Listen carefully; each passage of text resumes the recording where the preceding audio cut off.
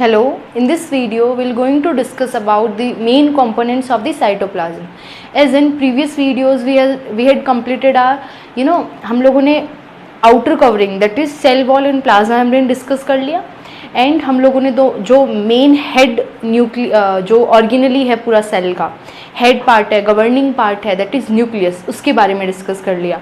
Now in this video जो तीसरा जो पार्ट बचता है सेल का दैट इज साइटोप्लाज्म वाला part, we will discuss that. Okay, so जो साइटोप्लाज्म है वो फ्लूइड पार्ट होता है and it is in between the nuclear membrane से लेकर के लाइक ये सेल है, ठीक है, ये इसमें न्यूक्लियस है, तो न्यूक्लियर मेम्ब्रेन से प्लाज्मा मेम्ब्रेन के बीच का जितना भी स्ट्रक्चर है और जितना भी पार्ट है it is known as your cytoplasm.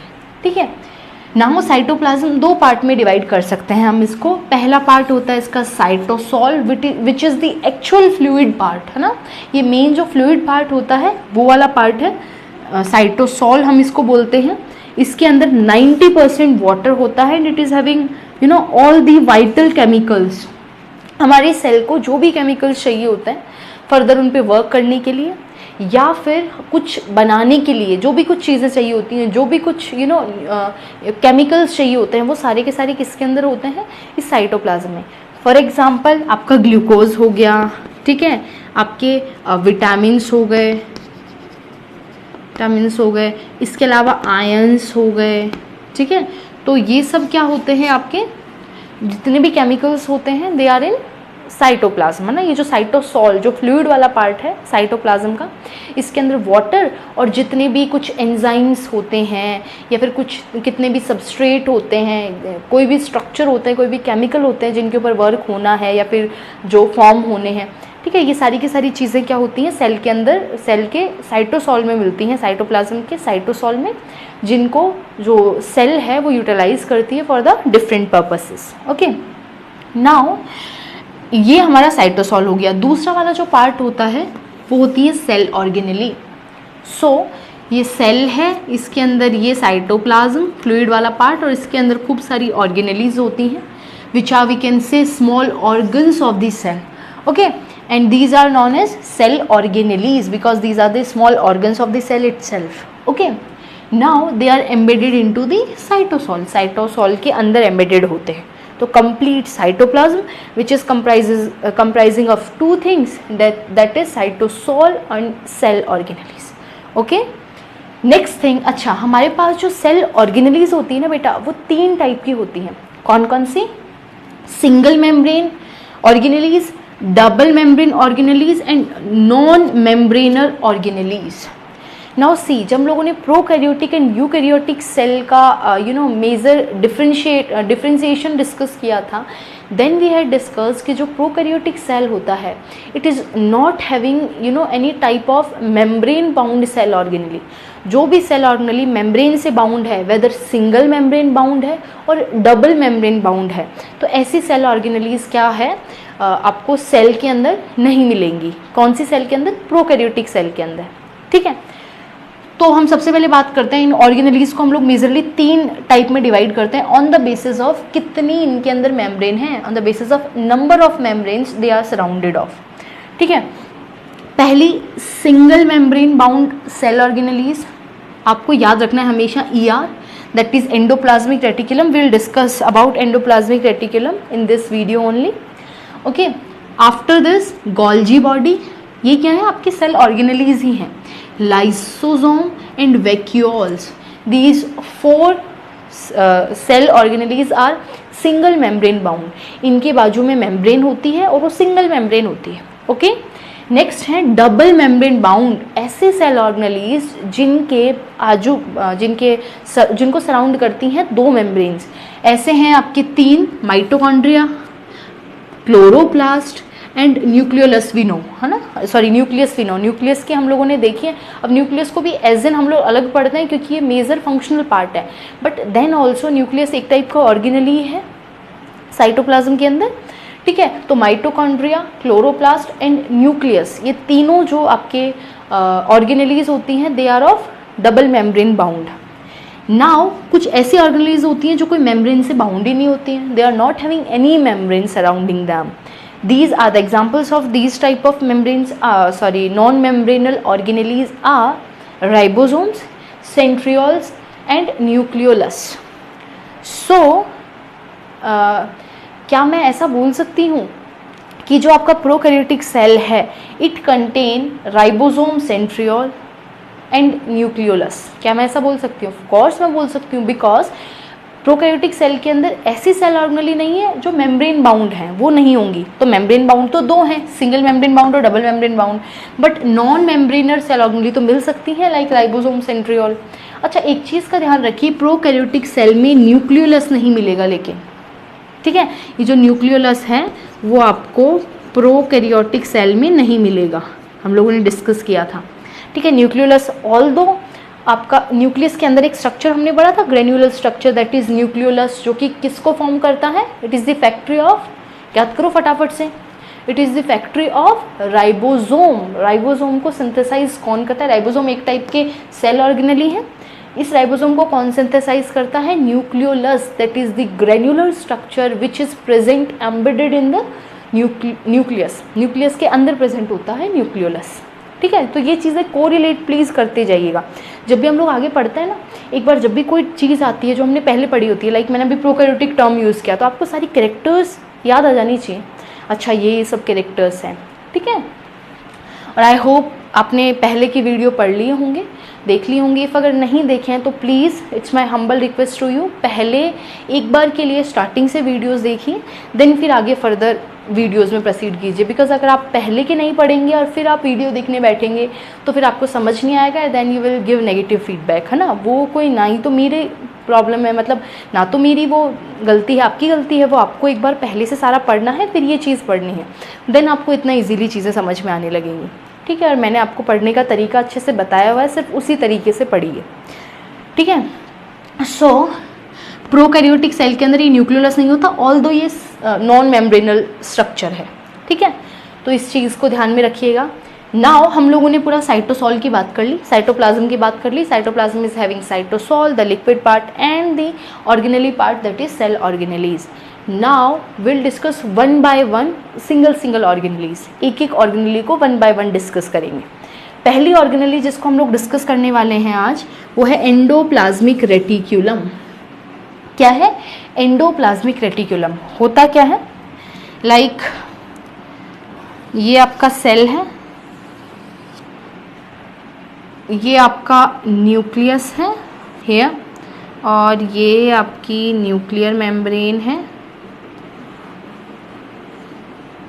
ठीक है, अब एक चीज़ ध्यान रखिएगा, जो आपका एंडोप्लाज्मिक रेटिक्यूलम और ये आपकी प्लाज्मा मेम्ब्रेन है. So this is your plasma membrane, nuclear membrane और बीच में साइटोप्लाज्म है. न्यूक्लियर मेम्ब्रेन को प्लाज्मा मेम्ब्रेन से कनेक्ट करता है ये एंडोप्लाज्मिक रेटिक्यूलम. सो ये कुछ इस टाइप के स्ट्रक्चर्स होते हैं. ठीक है, so this is your ER, endoplasmic reticulum. ठीक है, कुछ नहीं मेम्ब्रेनर स्ट्रक्चर्स होते हैं, they are nothing, they are membranous structures, and इनका कंपोजिशन भी सेम वही कंपोजिशन होता है जो प्लाज्मा मेम्ब्रेन का होता है. Plasma membrane having 3 types of things, है ना, 3 चीज़ों से मिलकर बनी होती है. दैट इज, रिमेंबर, फटाफट से सोचिए, proteins, lipids and carbs, that is glycoprotein. इन 3 चीज़ों की आपकी प्लाज्मा मेम्ब्रेन बनती है.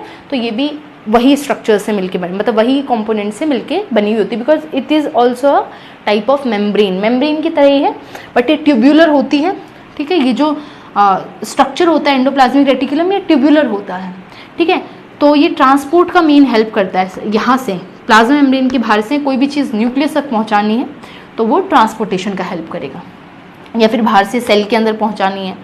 ठीक है ना, और ऐसा हर जगह फैला हुआ होता है, इस साइड से इस साइड से पूरे सेल में. तो एज एन स्केलेटन फॉर्म करता है ये सेल का.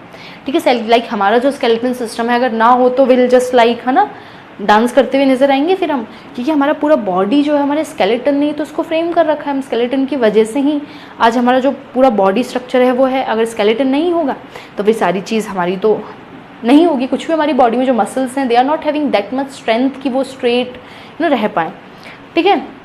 सो एंडोप्लाज्मिक रेटिकुलम, ER बोल सकते हैं शॉर्ट में, and structure you know now. और ये ज्वाइन करता है किसको, आपके न्यूक्लियर मेम्ब्रेन को प्लाज्मा मेम्ब्रेन से, और ये स्केलेटन फ्रेमवर्क बनाता है आपकी पूरी सेल का।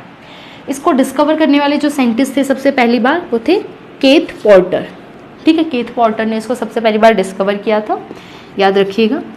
नेक्स्ट थिंग इज, अच्छा मैंने आपको याद करने के तरीके साइंटिस्ट वाले बताए थे, प्लीज़ उसी तरीके से याद कीजिए और चीज़ों को, इन सबको लिखते जाइए, है ना, और डेली बेसिस पे रिवीजन इसको दीजिए, और फिर आपको ये सारी चीज़ें याद होंगी। वरना थोड़ा सा डिफिकल्ट हो जाता है बायो में, बिकॉज वही ना, चीज़ें याद होनी ज़रूरी हैं।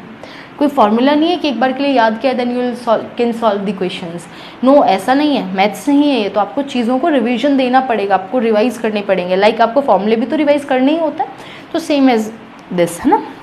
नाउ एंडोप्लाज्मिक रेटिकुलम की 3 फॉर्म होती हैं, 3 फॉर्म्स में ये रहता है, cisternae form, vesicle and tubule, in forms में रहता है। ये कुछ भी नहीं है, फॉर्म्स हैं जस्ट लाइक वेसाइकल, ऐसे गोले गोले की फॉर्म में भी रहते हैं। इनके कुछ टुकड़े टूट के क्या बना लेते हैं, राउंड राउंड स्ट्रक्चर्स, जिनको हम लोग वेसाइकल बोलेंगे, तो वेसाइकल की फॉर्म में भी होते हैं टिब्यूल्स लाइक दिस।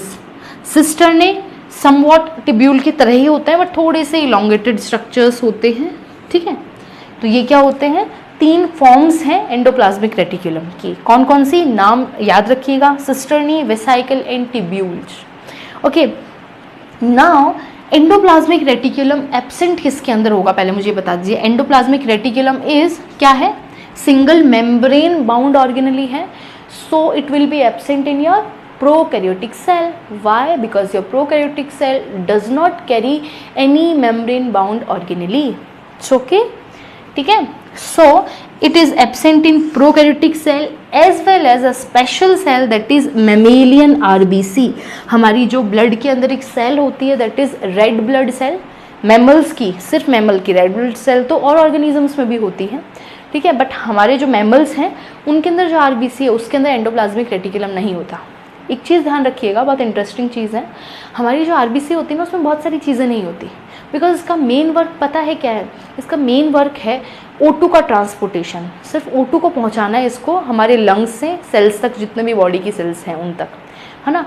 तो इसका मेन जो फोकस रहता है ना, देखिए जो हम वर्क करते हैं ना, जो हमारा काम होता है ना, उसके हिसाब से हमारी बॉडी का स्ट्रक्चर हो जाता है। जो आपके बर्ड्स हैं उन वो अपनी विंग्स, उनका जो पूरा स्ट्रक्चर होता है वो विंग्स वाला होता है, उनको विंग्स पे ज़्यादा फोकस करना पड़ता है, तो उनके वेल डेवलप्ड विंग्स होते हैं। हमारा वेनवर्क, हमारे मेन जो हमारा स्ट्रक्चर है हमारे लिम्स, 4 लिम्स है, तो हमारा मेन फ्रेमवर्क जो रहेगा वो ये रहेगा। तो इसीलिए जो सेल का फंक्शन होता है ना, जो उसका काम है उसके हिसाब से उसका ऑर्गन डेवलप होता चल जाता है। अब उसमें एंडोप्लाज्मिक रेटिकुलम की ज़रूरत नहीं है, कोई ट्रांसपोर्टेशन वगैरह कुछ करती नहीं है, तो ये चीज़ें क्या हो जाती हैं, हटती चल जाती। तो मैमेलियन RBC के अंदर बहुत सारी चीज़ें नहीं होती, विल डिस्कस फर्दर जब हम लोग एक एक ऑर्गेनली को डिस्कस कर रहे हैं। तो एंडोप्लाज्मिक रेटिकुलम किसके अंदर नहीं होता, it is not in the case of prokaryotic cell as well as it is not there in the mammalian RBC। You have to remember this exception. Now इसके बाद तो ये तो हम लोगों ने जनरल क्या कर लिया, स्ट्रक्चर ऐसा होता है, ध्यान रखिएगा। और ये क्या हो गया आपका नॉर्मल इंट्रोडक्शन हो गया आपके ER का। नाउ विल डिस्कस, इसके बाद हम लोग डिस्कस करेंगे ER के types. Okay, will discuss now types of ER। Now will discuss types of ER। देखिए ER जो होता है दैट इज एंडोप्लाज्मिक रेटिकुलम, इसके 2 मेन टाइप्स होते हैं। ओके, एक होता है 2 मेन टाइप्स होते हैं, एक होता है RER that is rough endoplasmic reticulum, okay, and एक होता है SER that is smooth endoplasmic reticulum. Okay, so 2 types के क्या हो गए, ER हो गए। नाउ क्यों हम रफ एंडोप्लाज्मिक रेटिकुलम बोलते हैं और क्यों हम इसको स्मूथ एंडोप्लाज्मिक रेटिकुलम बोलते हैं। Now the reason behind that is, देखिए जो रफ एंडोप्लाज्मिक रेटिकुलम होता है ना, उसके ऊपर कुछ उसकी सरफेस स्मूथ नहीं होती, उसकी सरफेस पे कुछ कुछ स्ट्रक्चर्स प्रेजेंट होते हैं जिनको हम बोलते हैं राइबोसोम्स। सो इनके पास क्या होते हैं, they have ribosomes.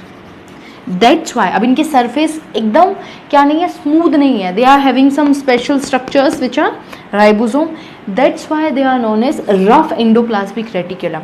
And smooth endoplasmic reticulum smooth होते हैं, दे डोंट हैव एनी कुछ भी इनके सरफेस के ऊपर ये proteinaceous structure that is ribosome. Ribosome यहाँ पे नहीं होते हैं और राइबोसोम्स यहाँ पे प्रेजेंट होते हैं। Now will discuss function. देखिए राइबोसोम जहाँ पे भी होगा ना वो प्रोटीन का सिंथेसिस करेगा, प्रोटीन्स जो होते हैं उनका सिंथेसिस करेगा। सो हेयर यहाँ पे राइबोसोम्स प्रेजेंट हैं तो वो क्या करेंगे, प्रोटीन सिंथेसिस करेंगे। यहाँ पे राइबोसोम्स नहीं है इसलिए ये वाला जो ER का टाइप है that is SER, smooth endoplasmic reticulum, ये आपका बनाता है लिपिड्स, लिपिड सिंथेसिस। ये क्या करता है, लिपिड सिंथेसिस करता है। Now it's clear. ER endoplasmic reticulum के दो मेन टाइप्स हैं, RER एंड SER। RER जो होता है उसको हम लोग रफ एंडोप्लाज्मिक रेटिकुलम बोल रहे हैं। वाई रफ, बिकॉज इसकी जो सरफेस होती है it is not smooth as in case of SER। इसके सरफेस के ऊपर कुछ स्पेशलाइज्ड स्ट्रक्चर्स होते हैं विच वी कॉल राइबोसोम, और राइबोसोम्स के प्रेजेंट होने की वजह से इसका जो फंक्शन हो जाता है वो होता है protein synthesis. Okay, and SER का फंक्शन होता है लिपिड सिंथेसिस। एंड इनकी जो सरफेस होती है इट इज़ स्मूथ, है ना, यहाँ पे राइबोसोम्स प्रेजेंट नहीं होते। नाउ वन मोर डिफरेंस, ये जो होते हैं that is rough endoplasmic reticulum, ये जनरली न्यूक्लियर साइड पे होते हैं। लाइक मैंने आपको बोला था ये सेल है, ठीक है, ये इसमें न्यूक्लियस है और आपके एंडोप्लाज्मिक रेटिकुलम कुछ इस तरीके से होता है, ऐसे होता है। तो यहाँ वाला जो न्यूक्लियर मेम्ब्रेन के आजू बाजू है वो तो रफ होता है, और जो प्लाज्मा मेम्ब्रेन के पास आता चला जाता है वो जनरली क्या होता है, स्मूथ होता है। ठीक है, ये एक छोटा सा डिफरेंस है जो आप याद रख सकते हैं, बाकी एजन इतना इंपॉर्टेंट नहीं है। तो यहाँ पे जो होता है ये नियर प्लाज्मा मेम्ब्रेन होता है, ये न्यूक्लियर मेम्ब्रेन होता है। ठीक है, ये और एक छोटा सा डिफरेंस है। Now will discuss about functions.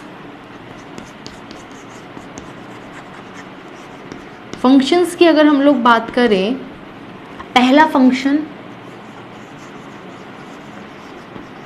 Skeletal framework. ये क्या करता है, एज एन ये पूरे सेल में फैला हुआ है, देखो चारों तरफ, तो ये एज एन स्केलेटल एक स्केलेटन सिस्टम की तरह काम करता है सेल के लिए। तो it acts at skeletal system for the cell. दूसरा मतलब स्केलेटल की तरह एक्ट कर रहा है तो एक प्रॉपर शेप मेंटेन कर रहा है, शेप मेंटेनेंस के लिए रिस्पॉन्सिबल है। दूसरा जो इसका मेन फंक्शन होता है वो ये है कि ये क्या करता है, नाउ देखिए इसके दो टाइप्स हैं we know, that is RER and SER। तो ये प्रोटीन सिंथेसिस कर रहा है, लिपिड सिंथेसिस, तो एज एन ER के फंक्शन हो गई है। So protein synthesis by RER and next क्या हो गया, लिपिड सिंथेसिस बाय SER। ये भी फंक्शंस हो गए। इसके अलावा जो मेन इंपॉर्टेंट फंक्शन है जो आपको याद रखना ही रखना है वो ये है, एज इन ये मेम्ब्रेनस स्ट्रक्चर है तो ये क्या बनाते हैं, plasma membrane. They are responsible for the formation of plasma membrane and Golgi body.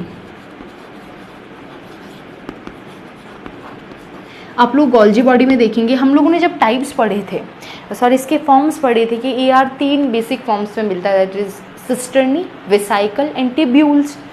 तो उसमें जो सिस्टर्नी होती हैं कुछ वैसे स्ट्रक्चर होते हैं गोल्जी बॉडी के।